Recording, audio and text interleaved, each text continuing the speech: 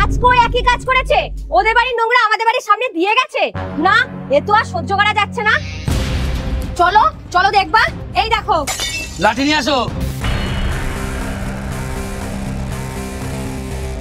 কি হয়েছে গো? এই দেখো, আজকেও দিয়ে গেছে। আজকে ওর খবর আছে।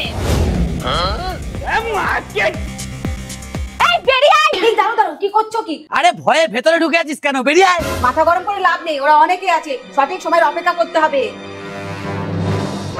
আরে তোদের যদি অতই মারামারি করার ইচ্ছা থাকে তাহলে কালকে 12টার সময় আসিস। ঠিক আছে, তাই আসবো।